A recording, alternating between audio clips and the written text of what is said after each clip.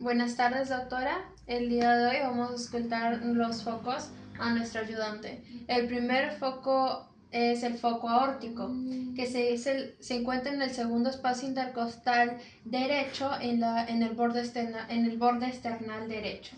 En este procederemos a escultarlo.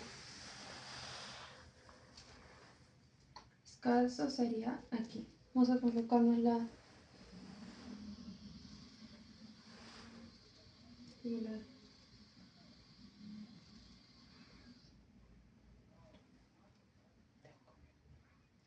Listo. El segundo foco sería el foco pulmonar, que se encuentra en el segundo espacio intercostal izquierdo, en el borde external izquierdo.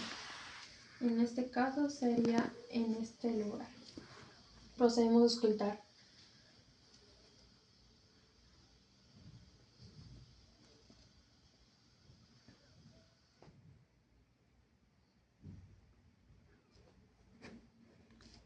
El tercer foco sería el foco tricúspide, que se encuentra en el cuarto espacio intercostal izquierdo, en el borde external izquierdo. Procedemos a escultar.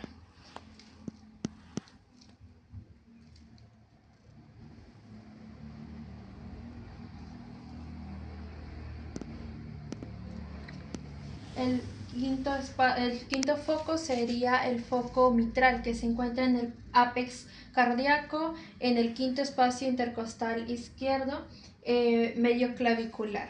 Procedemos a escultar.